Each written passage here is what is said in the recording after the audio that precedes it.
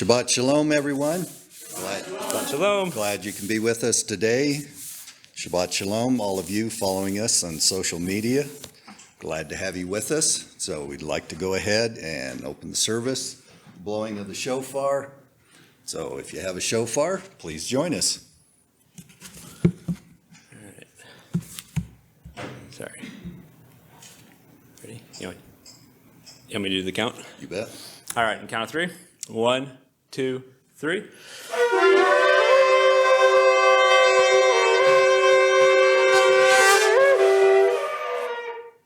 Amen.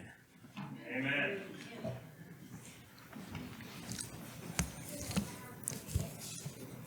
And we'll go ahead and start service with a word of prayer. Abba, Father, we just come to you this day that you have set apart for your family, your people, to come together, to be with you, Abba, to learn your word, Abba, to walk in your ways, to bring you glory and honor, Abba, through all that we say and do. Please help James and I, Abba, as we go through this Torah portion, to reveal your heart, to reveal your wisdom, your kindness and your love and your mercy that you've given us in your word, Abba, the direction for our footsteps. Help us to walk the path of righteousness, to follow you and bring you all glory. And we just thank you and praise you in the name of Yehovah our Yeshua. Amen. Amen. All right, so today's Torah portion is Ra'eh. Is that how you say it? Right. Ra'eh, which means to see. And it starts in Deuteronomy chapter 11, verse 26, and goes to chapter 16, verse 17. So, Robert, if you want to go ahead and start us off. See, I am setting before you today a blessing and a curse. The blessing, if you obey the commandments of Yehovah your El, that I am commanding you today. And the curse, if you do not obey the commandments of Yehovah your El, but turn away from the way that I am commanding you today, to follow other Elohim that you have not known. When Yehovah your El has brought you into the land that you are entering to occupy, you shall set the blessing on Mount Gerizim and the curse on Mount Ebal. As you know, they are beyond the Yarden, some distance to the west, in the land of the Canaanites who lived in the Arabah, opposite Gilgal, beside the oak of Moriah. When you cross the Jordan to go in to occupy the land that Yehovah your El is giving you, and when you occupy it and live in it, you must diligently observe all the statutes and ordinances that I am setting before you today. Okay.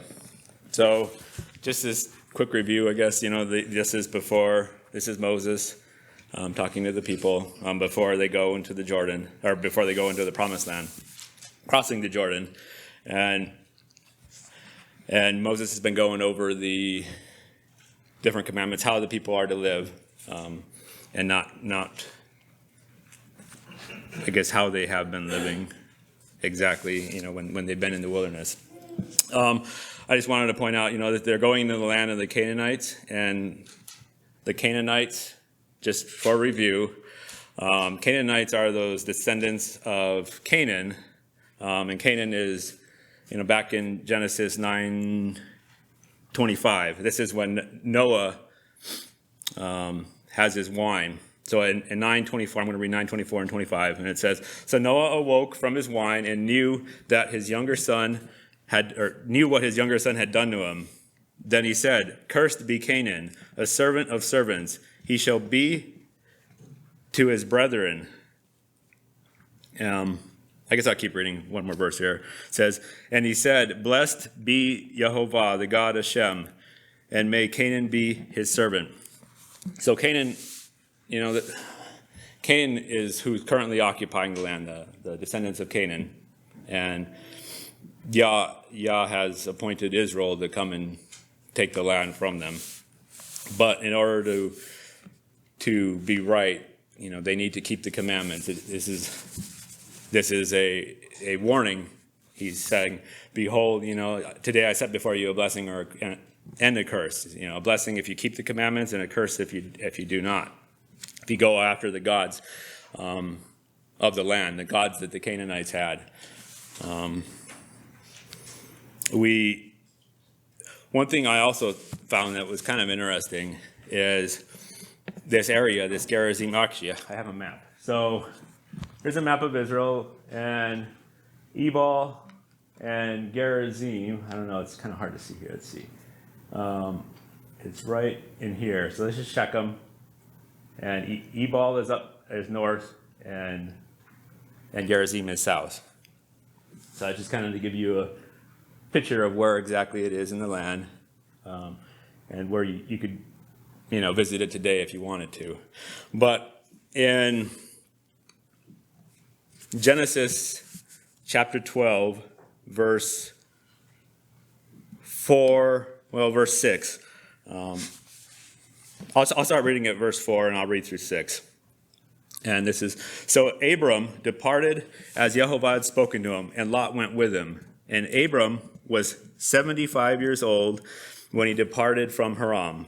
Then Abram took Sarai, his wife, and Lot, his brother's son, and all their possessions that they had gathered, and the people whom they had acquired in Haran, and they departed to go to the land of Canaan.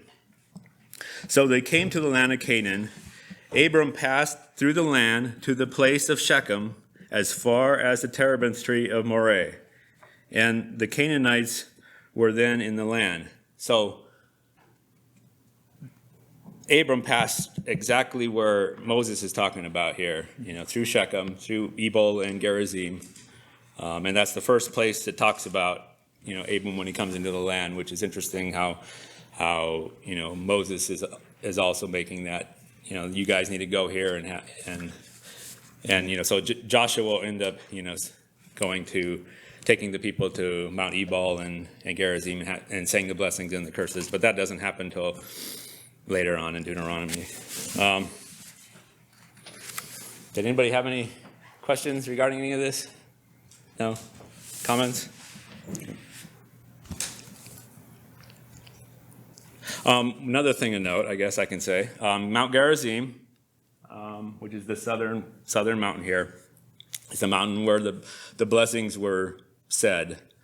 That's also where the Samaritans built their temple, because they wanted the blessings, so they built their temple on that mountain, and that's where they worshipped. So the Samaritans had their temple on Mount Gerizim, whereas Judah and the Israelites had it in Zion and Jerusalem.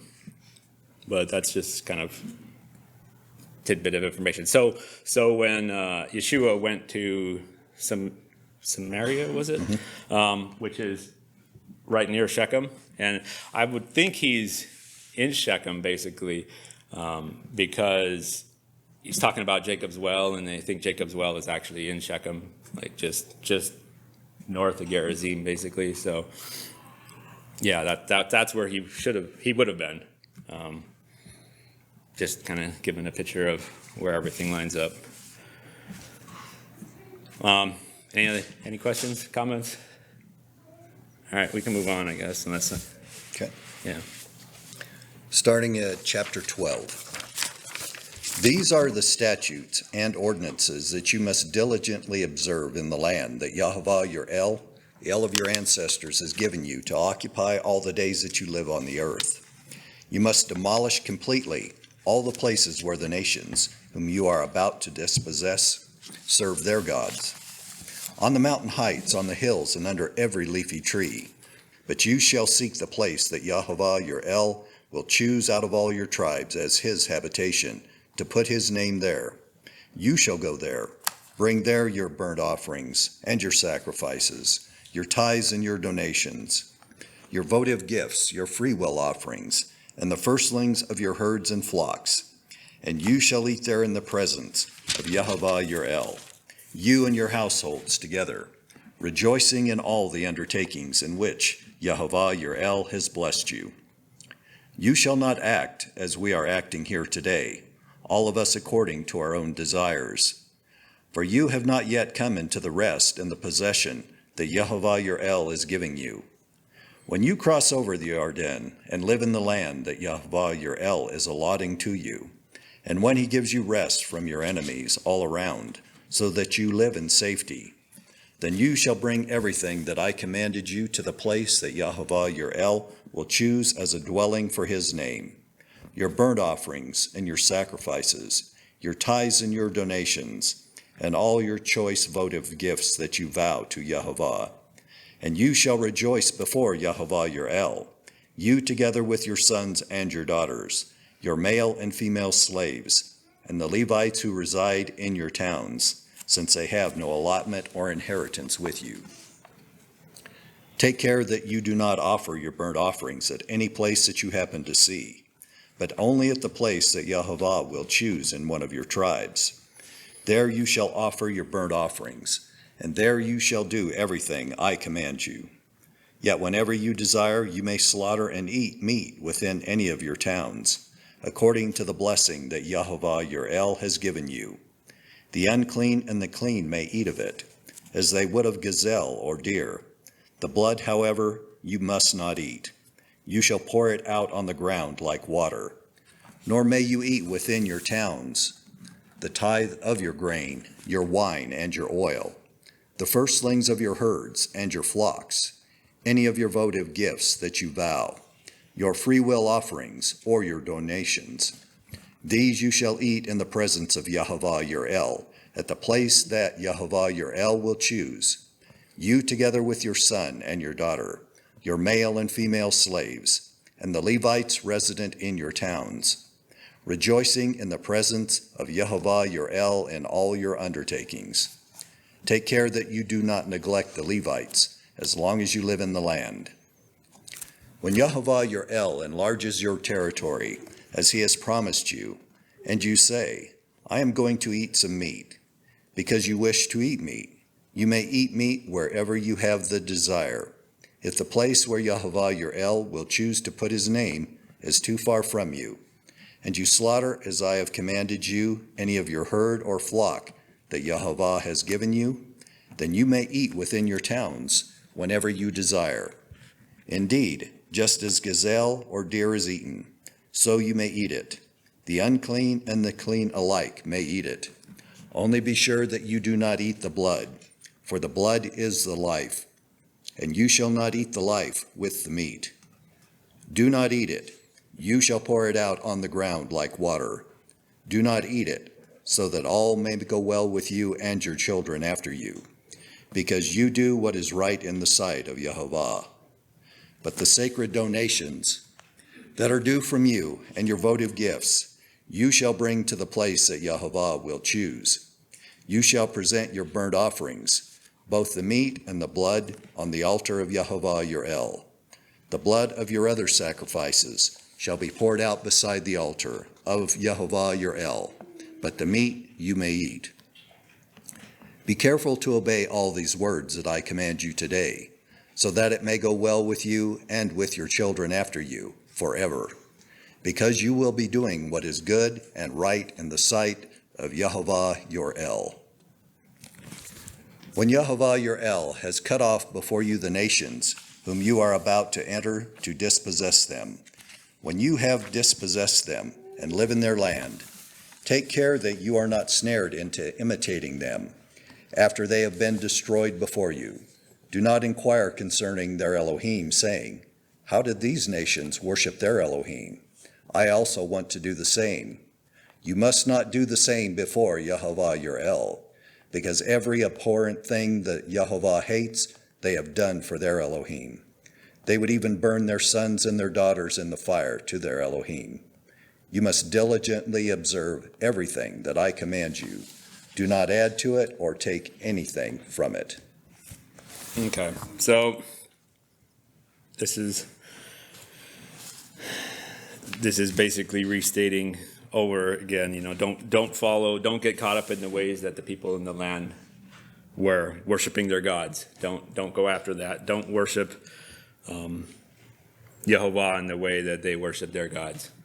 And that's, today we see a lot of that mixing, I think, in the regular Christian congregations. Especially with, Christmas and Easter, like those holidays in particular seem to have mixed a lot of pagan practices. Daniel? Deuteronomy 12:15. If you want to read that again. Deuteronomy 12:15. Yes, sir. You want to read that, Robert? Yet whenever you desire, you may slaughter and eat meat within any of your towns, according to the blessing that Yahovah your El has given you. The unclean and the clean may eat of it, as they would of gazelle or deer. I've gotten into some discussions with people when we first came to Torah. Yah used food as one of the main toeholds in my walk because I love food. And I've also known people debating this, that we can eat unclean stuff that Yah declares unclean. We may eat of it, since Acts chapter number 10 or 15, where Peter's vision is, where the sheet comes down. Right. But, that word meat translates to flesh, Hebrew 13:20, basar, and it means to clean animals, what Yah has declared to be edible for food. Yeah. And now, as far as the clean and the unclean, does that mean people? These are people, yes. The stranger and the foreigner that are among you can eat. Well, even not the stranger, like there's things that can make you unclean. Right. If you come near a dead body, or nidah, that's another. There's multiple things that will make you unclean, and that will make you unworthy to go to the temple. But it's not. You're not unworthy to eat the meat, eat the food. That's not something that's I guess holy or set apart like that. Now the offerings that they talk about, where you do have to bring them to Yehovah, to the altar, and then you can eat them in front of Yah. Those, that's for the clean. You have to be clean. Because you would not go up to the temple if you were in a state of ritual impurity at that point. And that's something I wanted to touch on here. Just making sure, because a lot of people might read that and think that's unclean meat or something. It's okay to eat unclean meat, but that's not what it's talking about. It's talking about unclean people who are ritually unclean. And the biggest mistake that people make when they believe that you can eat what Yah has said is unclean is the point that they don't understand those things were never considered food. Correct. So you would never eat those things. It wasn't considered anything that you would even think about eating because it wasn't considered food. So in those instances, they're talking more along the lines of things that may have died unnatural death, that you did not put them down in a ritual manner where the blood hasn't been drained properly. So those are the instances that you look to. But pork, shellfish, things like that were never considered food. Well, basically, the way that I sum it up to people is anything that eats other flesh, you're not supposed to eat. Yeah. Because you think about it, cows and elk and deer and chickens, all them eat grass or grain or stuff like that. Now, those animals will occasionally eat something that's flesh, chickens especially. Yeah. But, and there are animals that only eat grass or things like the rabbit, or there's lots of animals too. So, we're going to be going over that as well in one of these chapters here. Yep. So we can go back to the eating, the clean and the unclean a little bit. I wanted to just point out something here. In verse 8, it says, "You shall not do as we are doing here today, every man doing whatever is right in his own eyes," or in yours, I think it says desires. In today's society, we're kind of living that way. Yeah. Everybody's doing what they feel like is right. We have a set of laws that our country has, but a lot of people skirt even those laws because they feel like it's wrong. And I find it interesting, I would think they would be living in accordance to Yah's ways here. but maybe they weren't quite as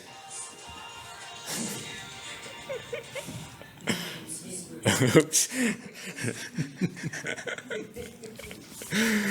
I think we all have those moments on occasion. That was a catchy tune, though.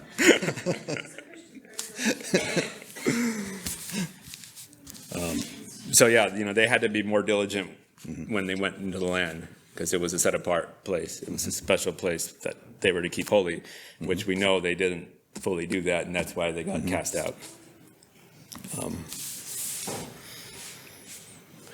Yeah, I don't know if there's anything else we want to really go over so much. Anybody have any other questions besides the unclean and unclean? There's also this. They make lots of references to the deer and gazelle here, and that those were the wild animals which they would catch and slaughter and eat, I guess, pretty regularly. Because they were abundant in the land. So, yeah, it's just making a reference to say, hey, you can eat this like you eat those. Treasure? Thanks, but nowadays, we have all these technologies, but, that's talking about eating animals and stuff like that, and nowadays it's like, what are you feeding your entire body? Not only through your eyes, your ears, you know what I'm saying? There's unclean stuff. Yeah. What are you feeding your children? What are you feeding your household, yourself, It's not, if people think you're working out, people are doing yoga, come on. But you're feeding yourself with different spirits that are demonic, and they think it's cool. Right. Oh, that you can move your body like a snake and stuff like that, and you're like, really? But you're feeding off that. Yes. So what are you really eating? Right. No, and you are absolutely right. This is talking about just eating the physical food, but we definitely have to be, we have to guard what we eat, like with our brain, like what we take into our spirit. We need to. And we'll be covering that more in other parts of this, so I don't want to really jump ahead too much on that. Yeah. But yes, you are absolutely. That's kind of where we're ending. So, yes, you're getting ahead of it, but. I went like the deer, okay? Yeah. All right, I guess we can move on. Okay, chapter 13. If prophets or those who divine by dreams appear among you, and promise you omens or portents, and the omens or the portents declared by them take place, and they say, let us follow other Elohim, whom you have not known, and let us serve them. You must not heed the words of those prophets, or those who divine by dreams, for Yehovah your El is testing you, to know whether you indeed love Yehovah your El with all your heart and soul. Yehovah your El you shall follow, him alone you shall fear. His commandments you shall keep, his voice you shall obey. Him you shall serve, and to him you shall hold fast. But those prophets or those who divine by dreams shall be put to death for having spoken treason against Yehovah your El, who brought you out of the land of Egypt, and redeemed you from the house of slavery, to turn you from the way in which Yehovah your El commanded you to walk. So you shall purge the evil from your midst.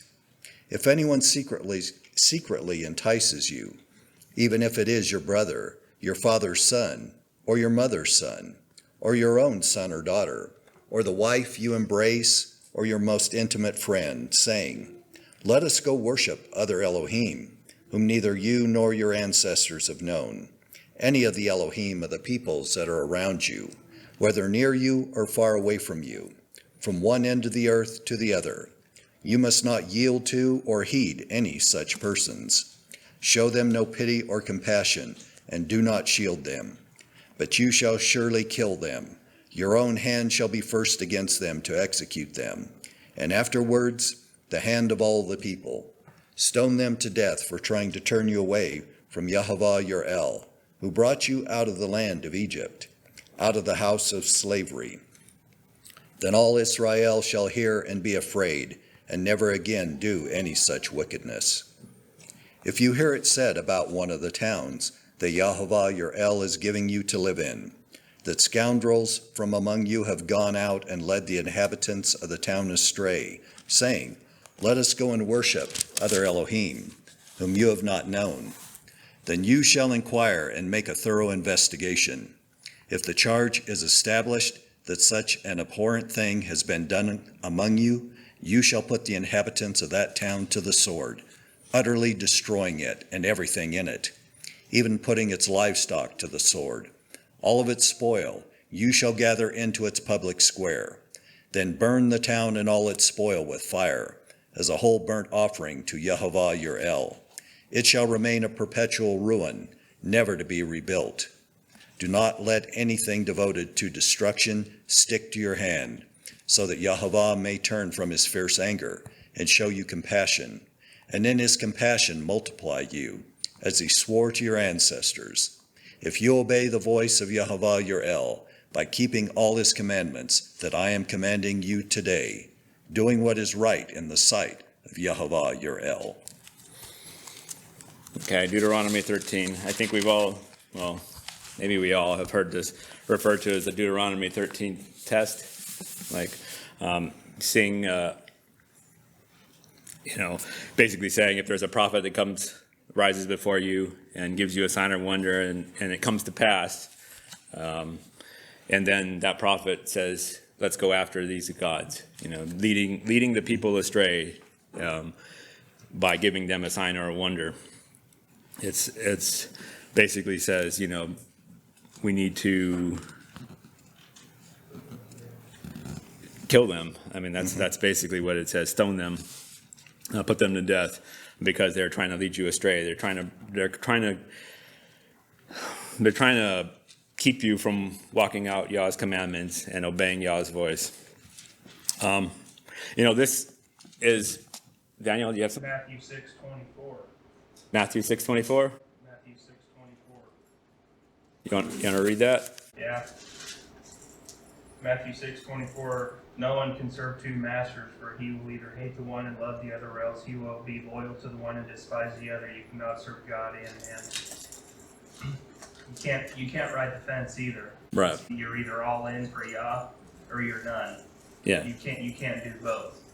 You can't try to walk with Yah and hold hands with the devil at the same time. Well, it's against Yah's commandments to go after another god and be in covenant with him. So you would be breaking his commandments, and you'd be breaking the covenant. What I wanted to say here was a lot of people, or the Jews today, this here is particularly the reason they don't believe in the Jesus of the Christian church, because the Christians say that Jesus came and basically nailed the commandments to the cross in a way. So you don't have to eat clean. You don't have to follow a lot of the commandments that are outlined. It's just only love your neighbor and love God. And that's kind of what they teach, and that's creating another God, making Jesus or Yeshua out to be this other God. When Yeshua himself had said, if you love me, keep my commandments. If you, he came in his Father's name because his Father sent him, and to follow after the commandments. So we need to continue to follow the commandments. It's not something that has been done away with, and it's something that I think the Jewish population needs to understand, that there is this misunderstanding that a lot of Christians teach, so that they can come to their Messiah, Yeshua, and understanding of that. A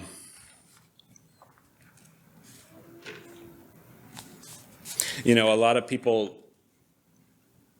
say the commandments, those commandments are bondage, and that kind of stuff. A lot of Christians will say things like that, because they'll use Paul's words, saying that saying that if you follow the law, you're in bondage in a way. Like, I guess it's that Mount Sinai in Galatians. It's an interpretation of that. But, and here in verse 5, it says, Yehovah your El, who brought you out of the land of Egypt and redeemed you from the house of bondage, to entice. So this is talking, Yah is the one that brought the people out of Egypt, which is the house of bondage, and taking them out of bondage and giving them the commandments, which is life. So we need to obey the commandments. That's really what it is. Now, down in verse 12, it says, if you hear someone in one of your cities, which Yehovah your El gives you to dwell in, saying, corrupt men have gone out from among you and enticed the inhabitants of their cities, saying, let us go and serve other gods which you have not known. If Israel had done this, especially the northern house, the northern 10 tribes, because this is what led them astray. They didn't follow this. They had people that were leading them astray to go after other gods, and they didn't cast those people out. They didn't kill those. Instead, they listened to them and they followed them, and that ultimately, is what led to them being cast out themselves by Yah. So, any questions? Doing good? Yeah. Okay. One comment that I had, reading in verse 8 of chapter 13, you must not yield to or heed any such persons. Show them no pity or compassion, and do not shield them. Yah considered this such an offense to him that they were to show them absolutely no mercy. I mean, many times when people appear before a judge has the option of being lenient in cases. And yet, in this case, there wasn't to be no leniency. They were to be put to the sword. That's how Yah saw it, because ultimately you are taking away from what belongs to him, and what he considers most precious is his people. So there was to be no leniency at all. And in fact, that if you were the person that this person came to try to lead astray, it was to be by your hand that person was put to death. And if for whatever reason you weren't able to accomplish that, then all of the people were to come and to stone this person. But there was to be no leniency in this case. Yes? Well, let's take it back to what Dan preached on last Shabbat, adultery. Yep. Yehovah is the husband watching his bride and taking care of her. And he doesn't want her to Nope. go after these other people and these other gods. He's a jealous elf. He wants his precious bride all to himself. Yes, he does. So, yes, that makes sense why he didn't want them to show pity or compassion on them. It's like, you are mine. You belong to me. You don't need to go after these other people and their gods. That's how I always try to interpret it, is putting it in that perspective of a husband and a wife, and how a husband guards and protects his wife. And even Hosea reflects that. I was just going to Yes. say that for a husband and wife, first in the physical, then in the spiritual, the husband and wife here on earth are the exact replica of we as the bride. And he agrees Amen. that Yehovah Yeshua is our husbandman, and we are supposed to cherish one another, not go out a-whoring after other, outside of the bonds of marriage. And just like our marriage covenant, as we are betrothed to our Messiah, we are to remain faithful to him and not, like she said, go a-whoring after other gods and commit spiritual adultery. Exactly, brother. I mean, and we as the bride, I mean, we should be that zealous that we should want nothing to come between us and Yehovah. I mean, just as a wife is towards her husband, she wouldn't want nothing to come between that relationship, and that's the way we should be as well.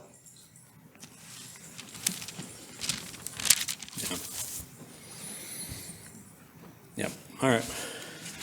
Any questions? Any other comments? Amen.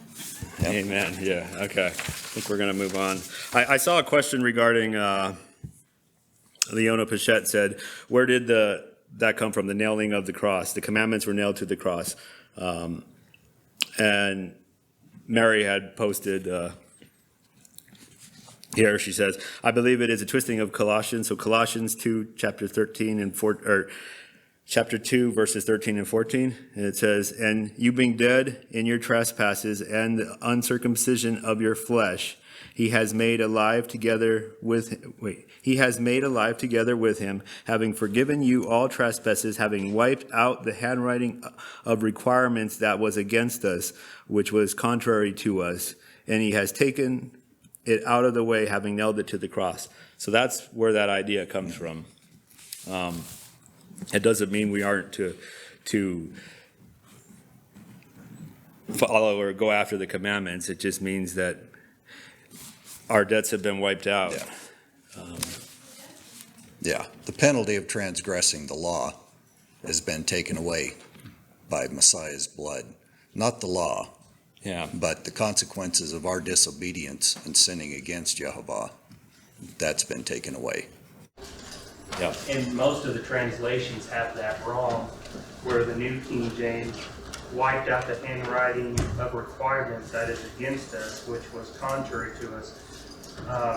I looked it up in the NASB, and it says wiping away the debt of sin, Right. nailing that to the cross, and taking, I have a picture of the 7 different laws that Paul talks about in his letters. He hung the penalty of the law of sin and death to the cross. He didn't, not the law of God or not the law of Messiah, but the law of sin and death. Right. He nailed to the cross. And there is an exact punishment for when one sins, like there was, like at Mount Sinai when they built the golden calf. He exacted punishment right then and there. We have so much more grace. If Yah exacted punishment the second after it happens, there'd be a lot more fear of Yah today than like there was back then. And I think Yah wants to find his true believers, only those that truly believe in him will want to come after, follow his ways, and chase after him. And those are the people he's looking for.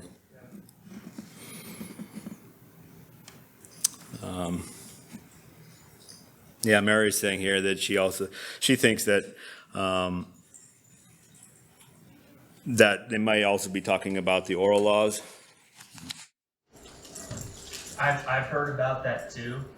And that when I came out of the Baptist realm, that's what I was taught, was that he hung the Mishnah and the Talmud to the cross, but that was never anything in the beginning.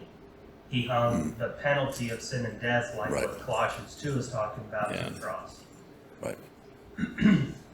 And I had just found that out a couple weeks ago, so that was a huge eye-opener to me. Yeah, regardless, we're not required to follow the Talmud and the Mishnah. You can, I guess if you want to read it that way, you can, and then I don't think that's going to lead you astray. But that's what, Yeshua explicitly talked against. He combated the Pharisees, and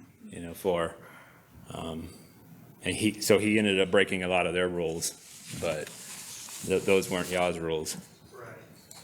So he's just trying to properly teach the Torah. All right, should we move on? Chapter 14. You are the children of Yahovah your El. You must not lacerate yourselves or shave your forelocks for the dead, for you are a people holy to Yahovah your El. It is you Yahovah has chosen out of all the peoples on the earth to be his people, his treasured possession. You shall not eat any abhorrent thing. These are the animals you may eat: the ox, the sheep, the goat, the deer, the gazelle, the roebuck, the wild goat, the ibex, the antelope, and the mountain sheep. Any animal that divides the hoof and has the hoof cleft in two, and chews the cud among the animals, you may eat. Yet of those that chew the cud or have the hoof cleft, You shall not eat these: the camel, the hare, the rock badger, because they chew the cud but do not divide the hoof. They are unclean for you. And the pig, because it divides the hoof but does not chew the cud, is unclean for you. You shall not eat their meat. You shall not touch their carcasses. Of all that live in water, you may eat these. Whatever has fins and scales, you may eat. And whatever does not have fins and scales, you shall not eat. It is unclean for you. You may eat any clean birds, but these are the ones that you shall not eat: the eagle, the vulture, the osprey, the buzzard, the kite of any kind, every raven of any kind, the ostrich, the nighthawk, the seagull, the hawk of any kind, the little owl and the great owl, the water hen and the desert owl, the carrion vulture and the cormorant, the stork, the heron of any kind, the hoopoe and the bat. And all winged insects are unclean for you. They shall not be eaten.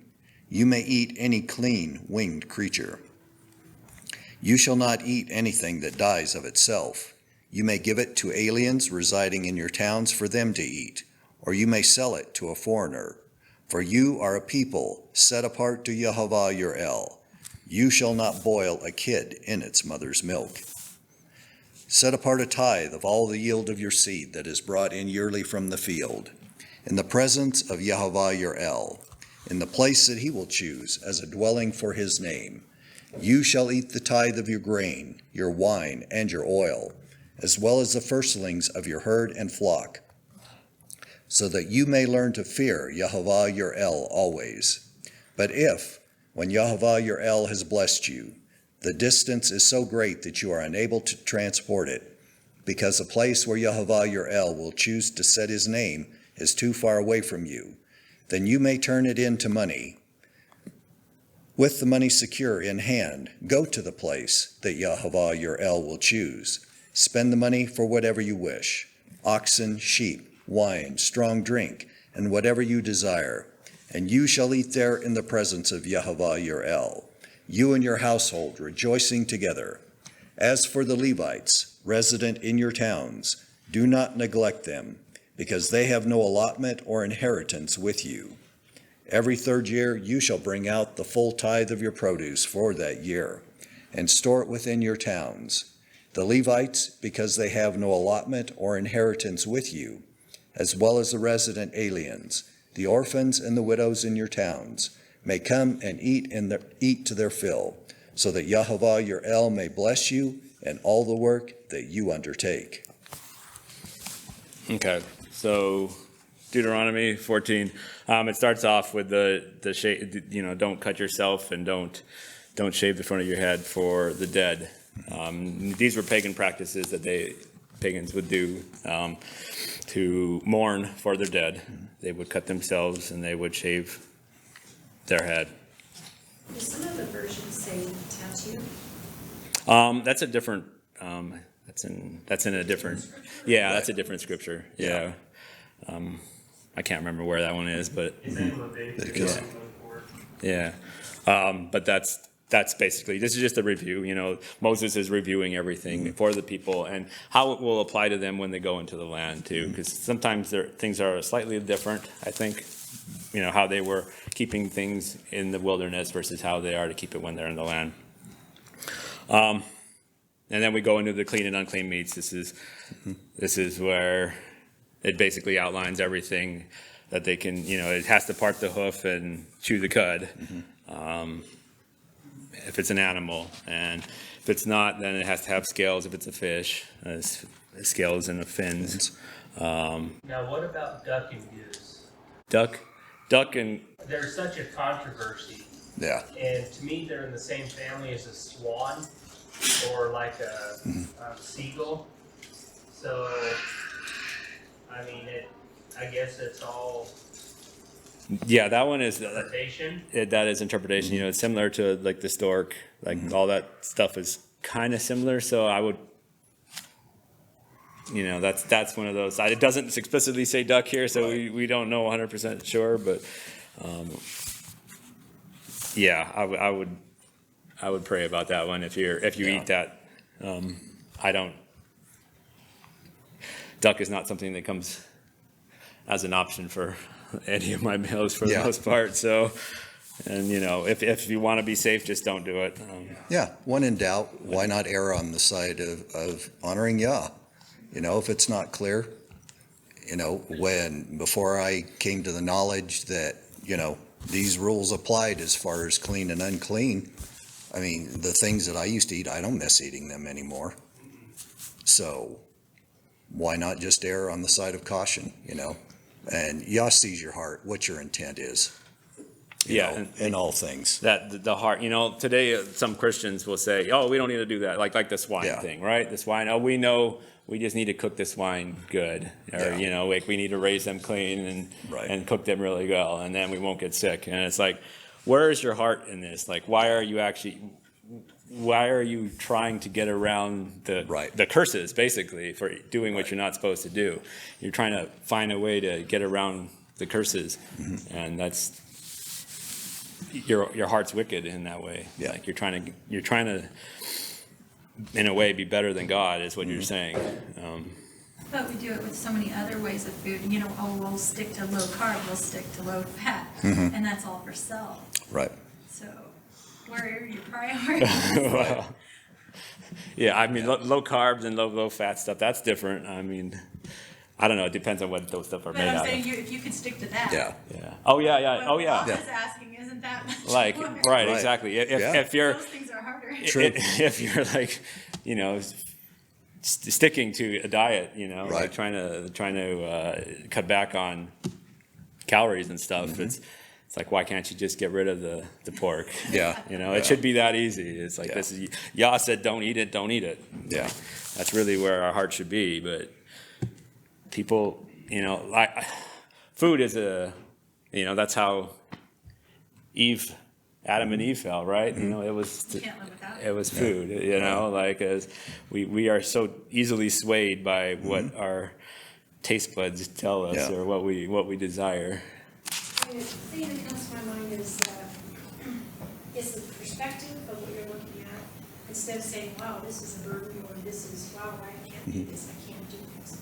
Instead of looking at it that way, you could look at it that this pleases Yahweh, it makes his heart happy. And you are his child, and you want the Father to be happy. I mean, that's a whole different perspective than saying, well, Yes. the crying goes around it. It's the heart perspective, right? Yeah. It's the perspective. Amen. Yeah, that's a perspective that we need to look at things with, is, does this please Yah? Does this please my Father? And if it does, boy, that should bring great joy to us, knowing that what we're doing pleases our Father. Yeah. And these are not only that, but this is like we know from science, a lot of these animals are toxic and bad for us. They have a lot of toxins in them, and the word is life, right? So if we just obey it, it will be life to us. Now I wanted to touch in verse 21. At the end of verse 21, it says, "You shall not boil a young goat in its mother's milk." And this is where a lot of the rabbinic Judaism gets, basically no mixing of meat and cheese or milk, in this case. This is, that's they kind of take this passage and extrapolate, they take it to mean, milk is what gives life, and you're cooking it, you're taking life. So that they take it to mean, no mixing of giving and taking life. But I think, they've taken it too far. And in Genesis 18, verse 8, this is when Yehovah came to Abram, and it says, "So he took butter and milk and the calf which he had prepared and set it before them, and he stood by them under the tree as they ate." So this is Abram standing by Yehovah and the two angels as they ate butter, milk, and the calf. So here we have an example of, Yehovah eating basically milk with meat. And I had a question. Yeah. Isn't there some, I might be wrong, but isn't there something about when we slaughter an animal ritualistically that it can't be pregnant? That it has to be either you wait till they've calved, or then you can't take the second life basically with the first, because you can't kill it cleanly. I can't recall the scripture that You know, says that. I I think, know it's one that's, Right. I it's think- a tricky one. Right. I think there is something there and I would think that there should be. because Right. of respect for life. Right. Right. Yeah, I don't think you should be killing pregnant. Which would kind of make you understand why you don't boil it in the milk. Right. And there's rules for how long before you do kill like the calf or, Right. or whatnot. Yeah. Daniel? I believe she just had the same question that I was going to ask, but killing a pregnant cow, is that what that verse is talking about? That don't kill a pregnant cow if she's with a calf or something? No, I don't think that's what so I've heard this taught in different ways. Obviously, well, in this particular instance, it's talking about a goat. It's specifically saying a goat. But I think this was actually a pagan practice that they would do. They would twist things, and if you think about it, it's really twisted that you would do such a thing, that you would kill the young and boil it and kill it by basically boiling it in its mother's milk. That's Yeah, 'cause we're even told take the eggs and leave the bird. Right. yes. Yeah. It's really, this is super twisted. So, yeah, because there is a prohibition from taking both the life of the mother and its offspring in the same day. You don't do that. And, I mean, animals, you can even see that in the wild. You know, how mother animals are with their offspring, how they'll try to protect them, so, yeah. It's kind of almost the respect for creation kind Right. of thing. Yeah.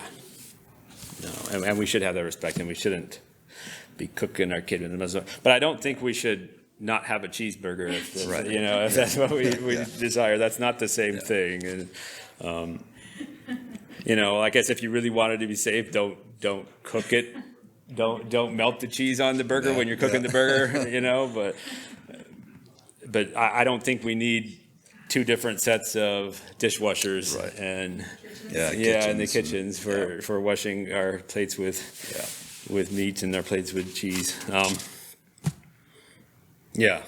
think that's a little extreme. Okay, so then we go to the tithing principles.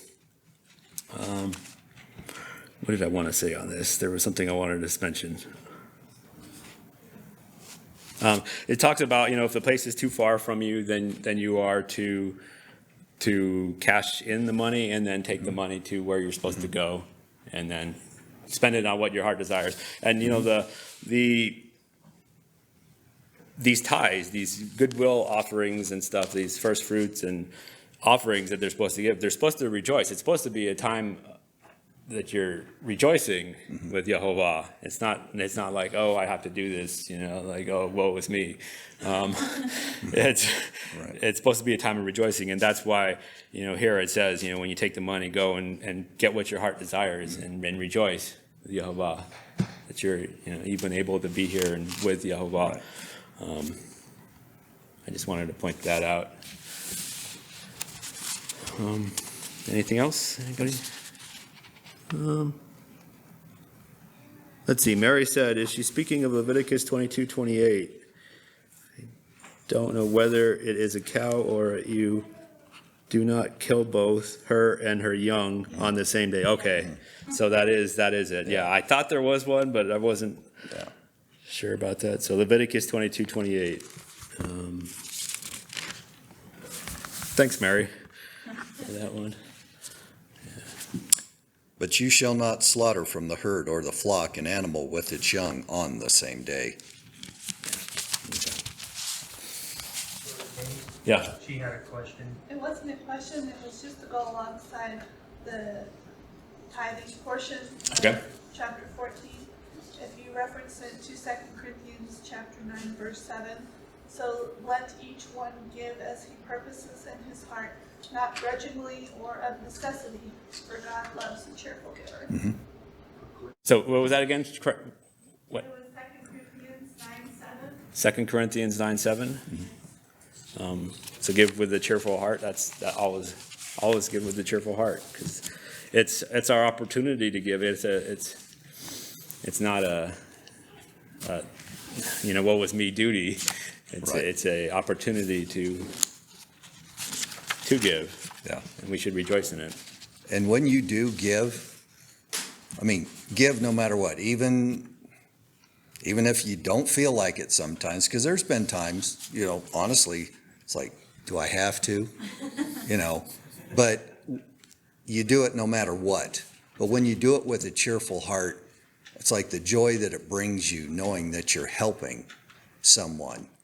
And Yah will pour out blessings on you like you can't imagine when you do those things. When you're obedient to Him, when you follow His word, He wants to bless us. He wants to bless you, and abundantly. Whether it's not always physical, it's spiritual too. The blessings that He will pour out on you when you're obedient, no matter what it is, He does pour out blessings abundantly on His children that are obedient, that keep His commandments. Yes, Karen. And tithing is a test of your faith. Mm-hmm. And nothing pleases Yah but faith. Yep. And that also brings blessing. And that's one area that He said, test me, and I'll show you. Yes, brother. Proverbs 3:9. Proverbs chapter 3, verses 9 and 10. Honor Yehovah with your possessions and the first fruits of all your increase, so your barns will be filled with plenty and your vats will overflow with new wine. Mm-hmm. Yeah, no, Yah will give blessings to those who give freely or to tithe and rejoice in it. And that's what, that's basically the tithing principle. That's what we just covered. So, yeah, did Ada have something? Mm-hmm. No? Okay. Well, she had her hand up, so. All right, I guess we can move on to Deuteronomy 15. Mm-hmm. Every 7th year you shall grant a remission of debts, and this is the manner of the remission. Every creditor shall remit the claim that is held against a neighbor, not exacting it of a neighbor who is a member of the community, because Yehovah's remission has been proclaimed. Of a foreigner you may exact it, but you must remit your claim on whatever any member of your community owes you. There will, however, be no one in need among you, because Yehovah is sure to bless you in the land that Yehovah your El is giving you as a possession to occupy. If only you will obey Yehovah your El by diligently observing this entire commandment that I command you today. When Yehovah your El has blessed you, as He promised you, you will lend to many nations, but you will not borrow. You will rule over many nations, but they will not rule over you. If there is among you anyone in need, a member of your community in any of your towns within the land that Yehovah your El is giving you, do not be hard-hearted or tight-fisted towards your neighbor. You should rather open your hand, willingly, lending enough to meet the need, whatever it may be. Be careful that you do not entertain a mean thought, thinking, the 7th year, the year of remission, is near, and therefore view your needy neighbor with hostility and give nothing. Your neighbor might cry to Yehovah against you, and you would incur guilt. Give liberally and be ungrudgingly when you do so, for on this account Yehovah your El will bless you in all your work and in all that you undertake, since there will never cease to be some in need on the earth. I therefore command you, open your hand to the poor and needy neighbor in your land. If a member of your community, whether a Hebrew man or Hebrew woman, is sold to you and works for you 6 years, in the 7th year you shall set that person free. And when you send a male slave out from you, a free person, you shall not send him out empty-handed. Provide liberally out of your flock, your threshing floor, and your winepress, thus giving to him some of the bounty with which Yehovah your El has blessed you. Remember that you were a slave in the land of Egypt, and that Yehovah your El redeemed you. For this reason I lay this command upon you today. But if he says to you, I will not go out from you, because he loves you and your household, since he is well off with you, then you shall take an awl and thrust it through his earlobe into the door, and he shall be your slave forever. You shall do the same with regard to your female slave. Do not consider it a hardship when you send them out from you free persons, because for 6 years they have given you service, worth the wages of hired laborers, and Yahovah your El will bless you in all that you do. Every firstling male born of your herd and your flock you shall consecrate to Yahovah your El. You shall not do work with your firstling ox, nor shear the firstling of your flock. You shall eat it, you together with your household, in the presence of Yahovah your El, year by year at the place that Yahovah will choose. But if it has any defect, any serious defect, such as lameness or blindness, you shall not sacrifice it to Yahovah your El. Within your towns you may eat it, the unclean and the clean alike, as you would a gazelle or deer. Its blood, however, you must not eat. You shall pour it out on the ground like water. Okay, so we start this chapter with basically the every 7 years, the Shemitah years. We're to release debts to your brothers in the land. I don't know if there's anything I really wanted to add here. I think did you have a question? Came to me when you mentioned creditors, and I was thinking, in the United States, if every creditor did that, from the beginning of the loan to the 7th year, it would be all in the same year, but, I mean, can you imagine your house is paid off in the 17th? This would definitely limit the type of loans people would be willing to give out. Right. Right. So, interesting. Yeah, and people would learn not to run and get credit on everything that they want and desire. I mean, that puts a burden on you, and we're told that we're to be the head, not the tail. We're to be the lender, not the lendee, because it does put a burden on you when you're constantly borrowing to get things. And many times it's not things that we need, it's things that we want. Yeah, and then it goes into the generosity with the poor, like giving. So this is an example because it happens every 7 years. If someone comes and asks for something that you can provide them, but you're not going to get paid back fully because there's only a year before the, like the return or whatever. It says don't deny him of it because, he will complain in his heart and where does it say that? In verse 9, beware lest there be a wicked thought in your heart saying, the 7th year, the year of release is at hand, and your eye be evil against your poor brother, and you give him nothing. And he cried to Yahovah against you, and it becomes sin among you. So this is, we need to be generous with the poor. We have to not worry about, getting our money back. Yah is the one that will bless us for it. But we should want to be a blessing to those in need, regardless. Yeah, exactly. Don't look at it as, that person can't repay me. There's no way they can repay me. Yah will repay you for being obedient, and everything's at his disposal because everything belongs to him. That's right. And, we also, so in the following, in verse 12 and stuff, it talks about the bondservants, every 6 years, you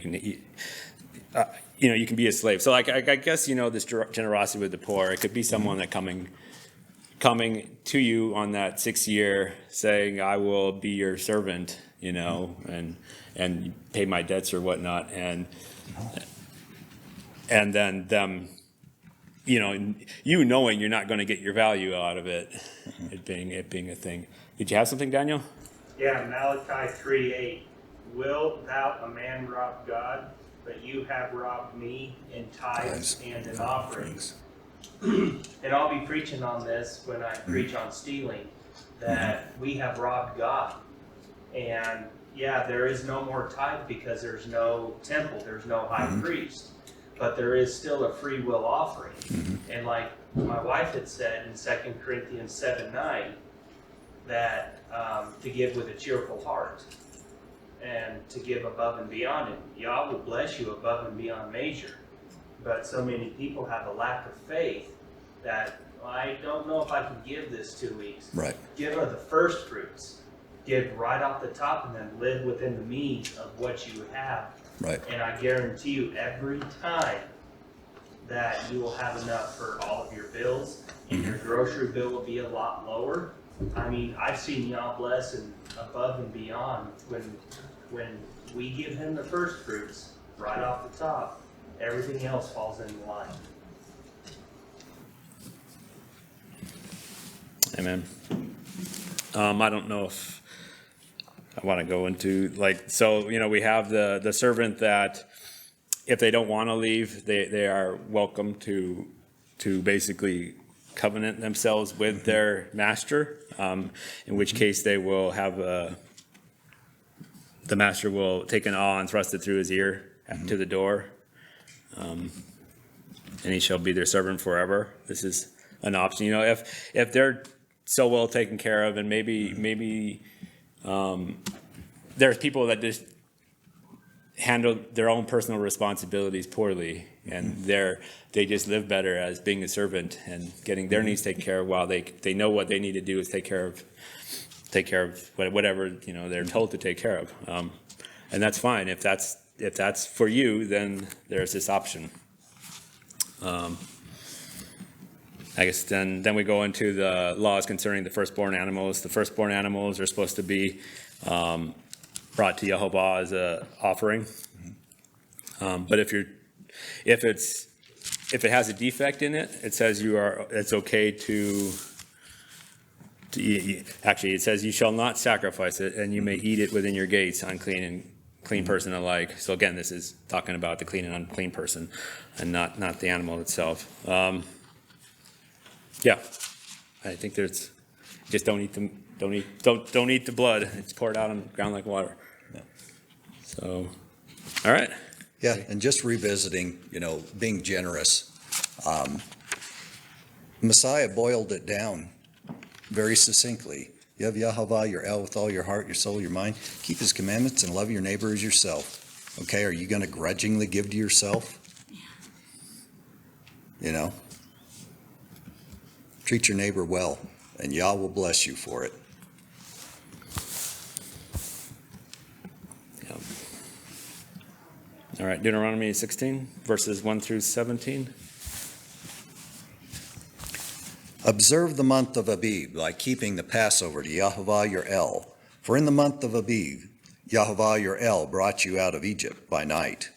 You shall offer the Passover sacrifice to Yehovah your El from the flock and the herd, at the place that Yehovah will choose as a dwelling for his name. You must not eat it, not eat anything with it leavened. For 7 days you shall eat unleavened bread with it, the bread of affliction, because you came out of the land of Egypt in great haste, so that all the days of your life you may remember the day of your departure from the land of Egypt. No leaven shall be seen with you in all your territory for 7 days. And none of the meat of which you slaughter on the evening of the first day shall remain until morning. You are not permitted to offer the Passover sacrifice within any of your towns that Yehovah your El is giving you, but at the place that Yehovah your El will choose as a dwelling for his name.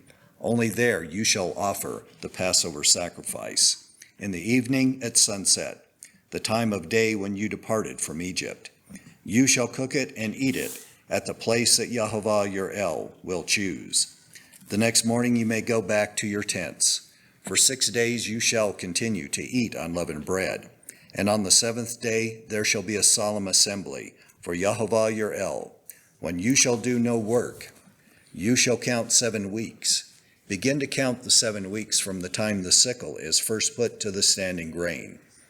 Then you shall keep the festival of weeks to Yehovah your El, contributing a free will offering in proportion to the blessings that you have received from Yehovah your El. Rejoice before Yehovah your El, you and your sons and your daughters, your male and female slaves, the Levites Levite residents in your town, as well as the strangers, the orphans and the widows who are among you, at the place that Yehovah your El will choose as a dwelling for his name.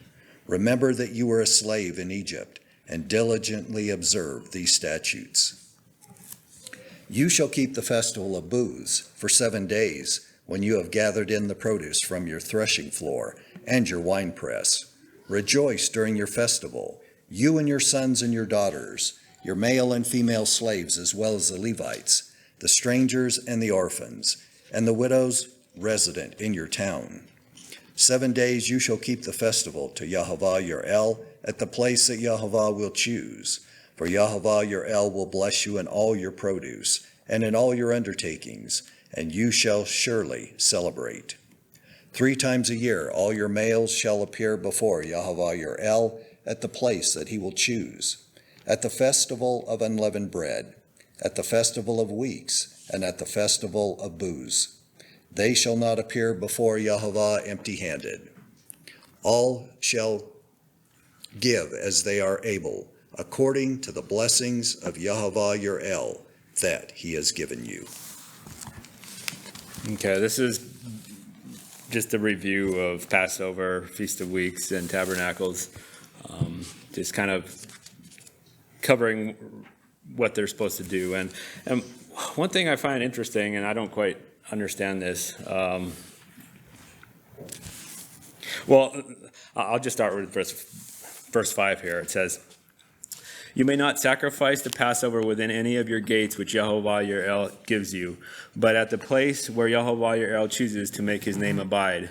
There you shall sacrifice the Passover at twilight, at the going down of the sun at the time in which you came out of Egypt." So we know this to mean that they were to sacrifice the Passover at the temple, because that's where Yah made his name abide, and not within their own city gates. So they weren't to do it in their own place and their own farm, like they did when they came out of Egypt. In each in their household, they did it right at that time in Egypt when they're coming out. But now that they're going into the land, it's a little different. They are to bring the lambs to the temple. And then it says in verse 7, it says, "And you shall roast and eat it in the place which Yehovah your El chooses. And in the morning you shall turn and go to your tents." So,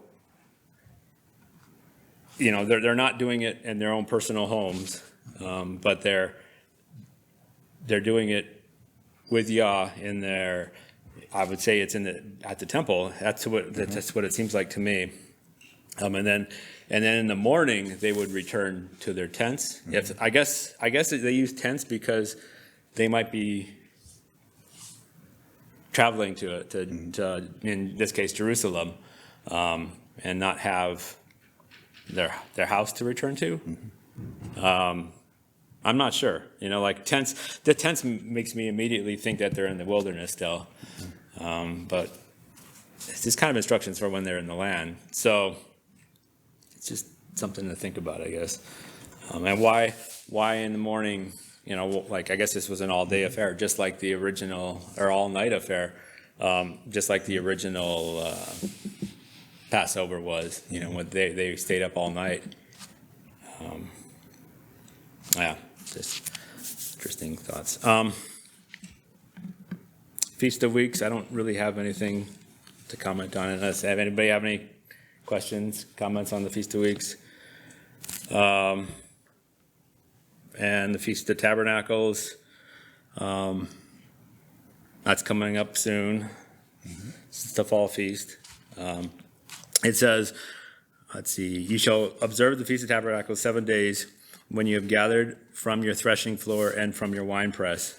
So, the Feast of Tabernacles is supposed to happen after all your produce and stuff has come in. So you should be done harvesting, and that's what this Feast of Tabernacles is, a rejoicing of that. So it's basically just a big harvest party. It's like, it's similar, I guess, to Thanksgiving in a way that we, kind of how, like Thanksgiving is a personal celebration we do in our houses generally. But it is a harvest. That is a harvest party, basically. We're rejoicing with the abundance that Yah has provided. 3 times, let's see. And then in verse 16, it just goes on to reiterate, 3 times a year all your males shall appear before Yehovah your El in the place which he chooses at the Feast of Unleavened Bread, the Feast of Weeks, and the Feast of Tabernacles. They shall appear before Yehovah. They shall not appear before Yehovah empty-handed. Every man shall bring as he is able, according to the blessing Yehovah your El has given you. So, yeah, 3 times we're supposed to go up to keep the feasts. That's what it's, and it's specifically saying for the males, because, females may also be with child, or maybe it's just too strenuous or too much for them to make the trip. I don't know. So it's an optional thing for the females, but it says the males, it's supposed to be a commanded thing. Now, today we don't have, the temple is not there. If the temple was there, then we probably should be going. I don't know what today in the interim, we celebrate by coming together as a congregation for these different things. I don't know if, that's just how we celebrate it today, because that's how we can, to remember and celebrate the feast. But does anybody have any comments on that or thoughts? All right. Well, we can. With that ends the Torah portion, and we can go on to the Haftarah, which is Isaiah chapter 66. This is an interesting chapter, to say the least, and it's filled with, I think, prophecies. What's to happen? So.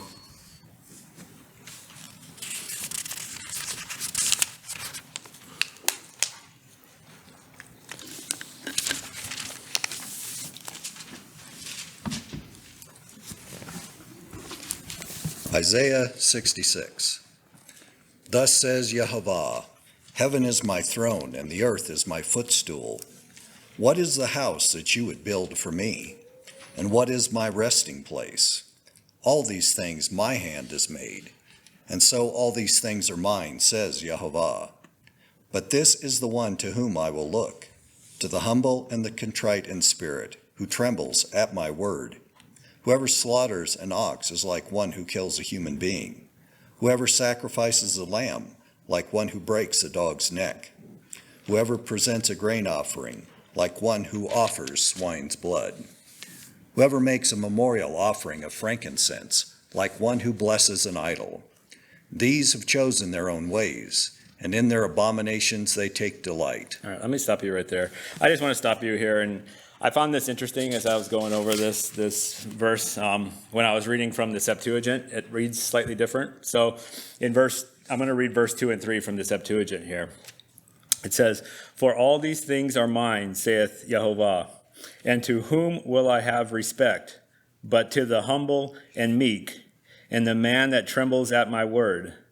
But the transgressor that sacrifices a calf to me is as he kills a dog, and he that offers fine flour as one that offers swine's blood. He that gives frankincense for a memorial is as a blasphemer. Yet they have chosen their own ways, and their soul has delighted in their abominations."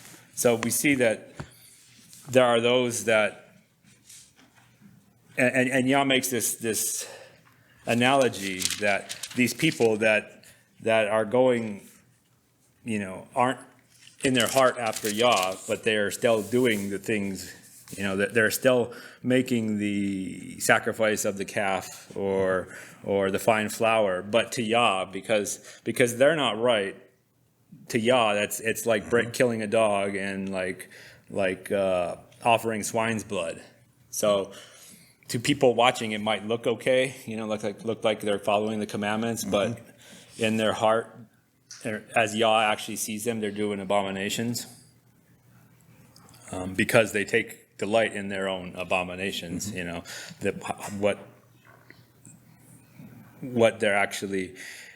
What's actually in their heart is not Yah's will.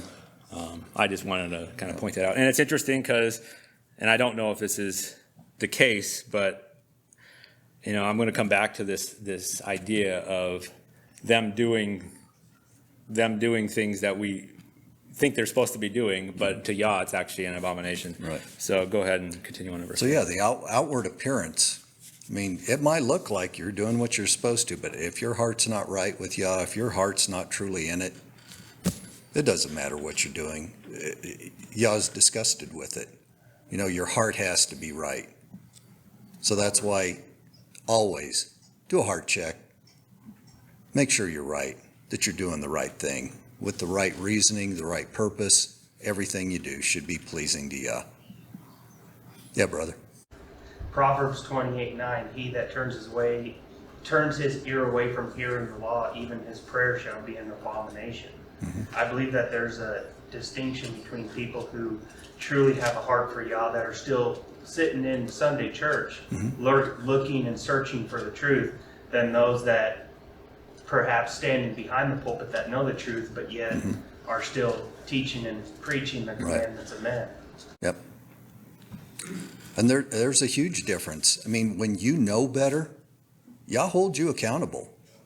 As you learn more and more, I truly believe that through the years, there's been instances where Yah hasn't let me see exactly everything that there is to know, because he's being merciful. Maybe at that time he said, you're not ready.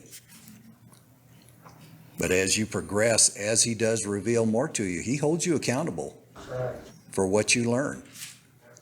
So, yeah, that heart check is so important.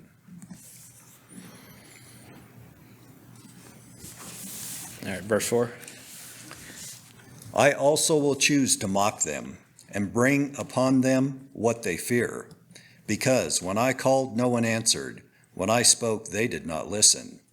But they did what was evil in my sight and chose what did not please me. Hear the word of Yahovah, you who tremble at his word, your own people who hate you and reject you for my name's sake have said, let Yahovah be glorified, so that we may see your joy, but it is they who will be put to shame. Listen, an uproar from the city, a voice from the temple, the voice of Yahovah dealing retribution to his enemies. Before she was in labor, she gave birth. Before her pain came upon her, she delivered a son. Who has heard of such a thing? Who has seen such things? Shall a land be born in one day? Shall a nation be delivered in one moment? Yet as soon as Zion was in labor, she delivered her children. Shall I open the womb and not deliver, says Yahovah? Shall I, the one who delivers, shut the womb, says your El. I want to stop you once more. So I just made a note here in Septuagint, again, verse 9, what you just had read. It says, but I have raised this expectation, yet thou hast not remembered me, saith Yahovah. Behold, have not I made the bearing and the barren woman, saith Yahovah? There's slight differences in this, and I just wanted to point that out. And I'd like to revisit verse 4. I also will choose to mock them and bring upon them what they fear. When you look at what happened when they sent the spies into the land and they came back and gave a report, said, we're not going to go up, and our children will be enslaved, they'll die. It's like, what happened to them? Because they chose to refuse to be obedient and follow Yah. They died in the wilderness, just as they proclaimed would happen to their children if they tried to go up. So, be obedient. Yah will provide. Yah makes a way. Every time, he'll make a way. Yeah. In verse, where is it? Verse 7, before she was in labor, she gave birth. Before her pain came, she delivered a male child. Who has heard such a thing? Who has seen such a thing? Shall the earth be made to give birth in one day, or the nation be born at once? For as soon as Zion was in labor, she gave birth to her children. This male child thing here, I think that's Yeshua here, and back in verse 7. Before she was in labor, she gave birth before her pain came. She delivered a male child. So she had Yeshua, Israel, bore this male child, and then after in 70 A.D. really it's like that's the true labor pains there. They got destroyed, gone through a lot of pain and turmoil at that time. I just wanted to kind of point that out. All right, shall we continue in verse 10? Verse 10. Rejoice with Jerusalem and be glad for her, all you who love her. Rejoice with her and joy, all you who mourn over her, that you may nurse and be satisfied from her consoling breast, that you may drink deeply with delight from her glorious bosom. For thus says Yehovah, I will extend prosperity to her like a river, and the wealth of the nations like an overflowing stream. And you shall nurse and be carried on her arm, and dandled on her knees. As a mother comforts her child, so I will comfort you. You shall be comforted in Jerusalem. You shall see, and your heart shall rejoice. Your body shall flourish like the grass, and it shall be known that the hand of Yehovah is with his servants, and his indignation is against his enemies. For Yehovah will come in fire, and his chariots like the whirlwind, to pay back his anger in fury, and his rebuke in flames of fire. For by fire will Yehovah execute judgment, and by his sword on all flesh, and those slain by Yehovah shall be many.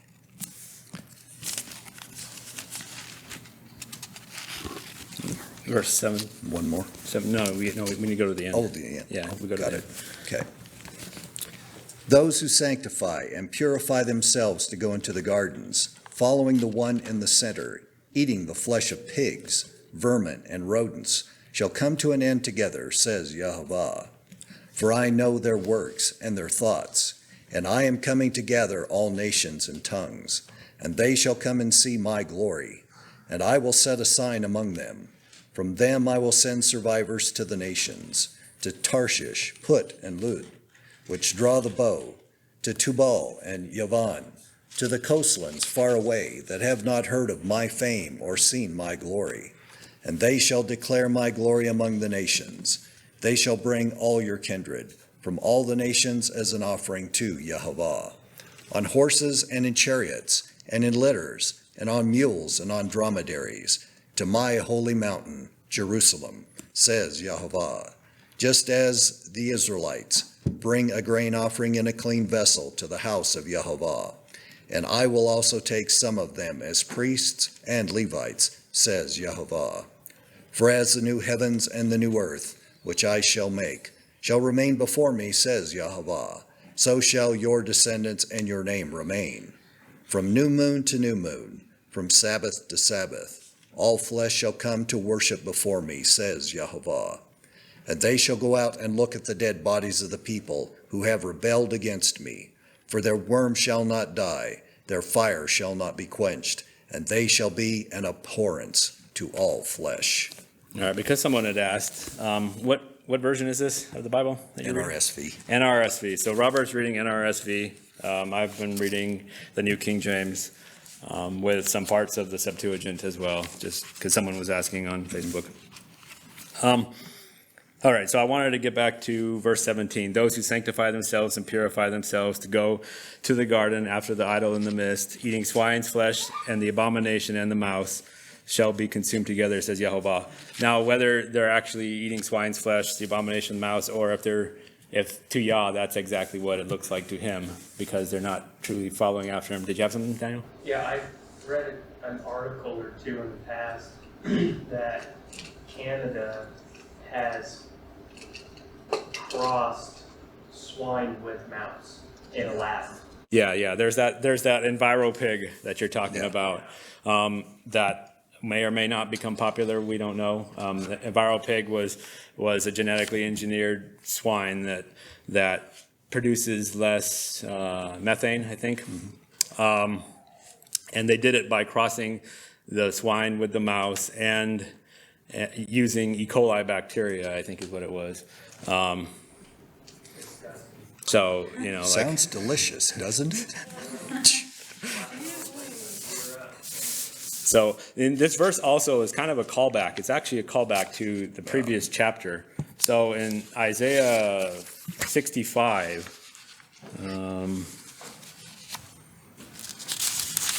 let's see, I just read, actually, if you want to read verses 1 through 5 for me, Robert. Isaiah 65, verse 1 through 5. I was ready to be sought out by those who did not ask, to be found by those who did not seek me. I said, here I am, to a nation that did not call on my name. I held out my hands all day long, to a rebellious people who walk in a way that is not good, following their own devices. A people who provoke me to my face continually, sacrificing in gardens and offering incense on bricks, who sit inside tombs and spend the night in secret places, who eat swine's flesh with broth of abominable things in their vessels, who say, keep to yourself, do not come near me, for I am too holy for you. These are a smoke in my nostrils, a fire that burns all day long.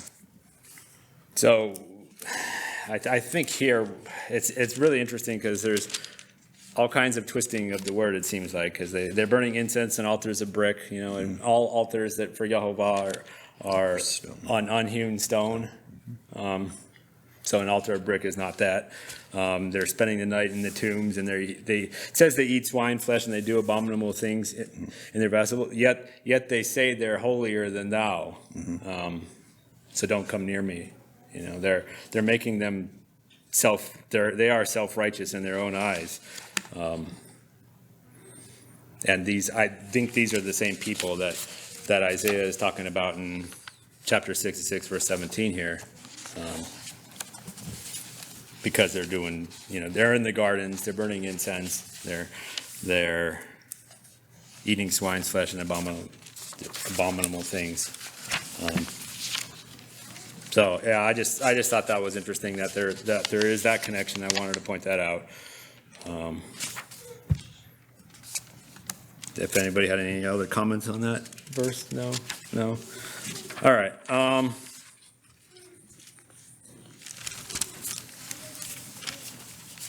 Did you have anything you wanted to say else on this chapter? In verse 22, it's talking about the new heaven and the new earth. So this is like, at the end, basically, after the new heaven and new earth. And I wanted to, touch on the very end here. In verse 24, it says, and they shall go forth and look upon the corpses of the men who have transgressed against me, for the worm does not die, and the fire is not quenched. They shall be of abhorrence to all flesh. I think my understanding is this is the lake of fire that people are looking upon, the people that are burning up in the lake of fire. Now that word there, worm, is tolah. It's not the other word for maggot, which I cannot recall right now. But tolah is that scarlet worm, which is interesting because, I did that teaching on the scarlet worm a while back. And I don't, that worm is not the type of worm that we think of when we think of worm. But I don't know if this is drawing a conclusion saying that these people went after Hasatan's ways, and Hasatan is their worm in this case, and he does not die, or if this has a completely different meaning, if it's just some symbolism, if you're supposed to think of it as a worm, and their flesh is like a worm burning forever. I don't know. I have different thoughts on it, but I got nothing that's super concrete, so I just throw my opinions out there, and you're free to make comment or just disregard them if you don't agree. All right, if there's no more comments on Isaiah 66, we can move on to the gospel portion, which is John chapter 6, verse 35 through 51. This is kind of Yeah, we're going for a long time. This is a long Torah portion. Oops. Yeshua said to them, I am the bread of life. Whoever comes to me will never be hungry, and whoever believes in me will never be thirsty. But I said to you that you have seen me and yet do not believe. Everything that the Father gives me will come to me, and anyone who comes to me I will never drive away. For I have come down from heaven, not to do my own will, but the will of him who sent me. And this is the will of him who sent me, that I should lose nothing of all that he has given me, but raise it up on the last day. This is indeed the will of my Father, that all who see the Son and believe in him may have eternal life, and I will raise them up on the last day. Then the Jews began to complain about him because he said, I am the bread that came down from heaven. They were saying, is not this Yeshua the son of Joseph, whose father and mother we know? How can he now say, I have come down from heaven? Yeshua answered them, do not complain among yourselves. No one can come to me unless drawn by the Father who sent me, and I will raise that person up on the last day.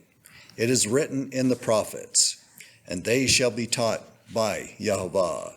Everyone who has heard and learned from the Father comes to me. Not that anyone has seen the Father except the one who is from Yehovah. He has seen the Father. Yet truly I tell you, whoever believes has eternal life. I am the bread of life. Your ancestors ate the manna in the wilderness, and they died. This is the bread that comes down from heaven, so that one may eat of it and not die. I am the living bread that came down from heaven. Whoever eats of this bread will live forever, and the bread that I will give for the life of the world is my flesh.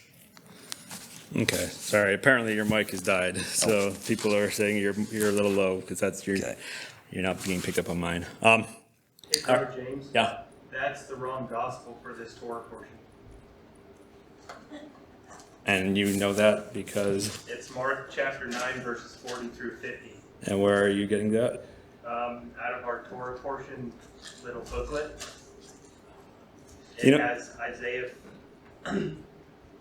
It has Isaiah 66, 1 through 24, and Deuteronomy 11, 26 through 16, 17. A little portion today. Well, I think this one fits the Torah portion, so, Fine. and it is what it's on the website that we follow, so I don't Okay. know. Oh, that's fine. Yeah, I don't know. Their printed version and this version is slightly different, so I apologize then. that's fine. All right, so getting back to this, this is where Yeshua says he is the bread of life. If anyone shall hunger and believes in me shall never, let's see, wait. I am the bread of life. He who comes to me shall never hunger, and he who believes in me shall never thirst. But I said to you that you have seen me and yet do not believe. All that the Father gives me will come to me, and the one who comes to me I will by no means cast out. So we have to come to him. Like that's our requirements. We need to come to him, and we need to come to him with an open heart. For I have come down from heaven not to do my own will, but with the will of him who sent me. This is the will of the Father who sent me, that of all he has given me, all he has given me, I should lose nothing, but raise it up at the last day. And this is the will of him who sent me, that everyone who sees the Son and believes in him may have everlasting life, and I will raise him up at the last day. So, this is our hope, the resurrection. This is why it's okay to confess Yeshua until death. It should be a joyous thing that if we have the opportunity to do, and not something to be afraid of, because we will be raised up in the last day. And that's the promise that he gives us. This idea of the bread of life, or the bread from heaven, the manna in was Exodus. It talks about it talks about the manna. If they kept it, it grew worms. And I think this again is a picture. We kind of have this picture of Yeshua through this Torah, the worms. And again, that word there in Exodus when it talks about it forming or getting worms is Torah and not. I cannot remember the other word for worms, which would be maggots, which you would expect it would probably be there, but it's actually Torah. And we see this Torah thread throughout. It's kind of the scarlet. It's in a way the scarlet thread throughout Scripture. That's kind of showing a sign of Yeshua. And here we have Yeshua saying he is the bread from heaven. So it's all pointing back to him. And in verse 45, Yeshua quotes. It says, "It is written in the prophets, and they shall be taught by Elohim," or God. And he's quoting Isaiah 54, verse 13, which, in our Bibles, it's a little different. It says, "All your children shall be taught by Yehovah, and great shall be the peace of your children." So it's the same, but it's different. And the Septuagint actually reads more similar to what we read in John here, which kind of tells me that they were probably reading the Septuagint. But I just wanted to point that out, that all your children will be taught by God. That's I would say that's Yeshua there. Yeshua was teaching them himself. Well, he kept pointing back to the Father. Yeah, and he did keep pointing him back to the Father. Yeah, it wasn't his will. He was there, because of the Father's will. Let's see, there was something else I wanted to point out here.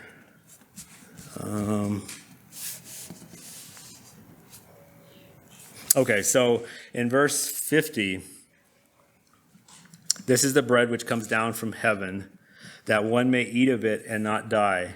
I am the living bread which came down from heaven. If anyone eats of this bread, he will live forever. And the bread that I shall give is my flesh, which I shall give for the life of the world." So if we go back to John 1:1, it says, "In the beginning was the Word, and the Word was with God, and the Word was God. He was in the beginning with God." And then if we skip down to verse 14, it says, "And the Word became flesh and dwelt among us, and we beheld his glory, the glory as of the only begotten of the Father, full of grace and truth." So the Word, Yeshua was the Word in the flesh, and he tabernacled with us, and here in verse 51, it's saying the bread is his flesh. So the bread is also, I think we can say the bread is also the word of life. And it's the word, which I shall give for the life of the world. So this is the bread that we can feast on, the word of God that we can feast on for life, for the entire world. And, this goes back to what you were saying earlier, Treasure. Feasting, it really depends on what we feed on, not just physically, but spiritually. And we need to feast on the word. Like spiritually, we need to eat the word and abide by the word. And that is life. Anybody have any comments or questions on this? No? So I guess I'll just end with, continue to feast on the word.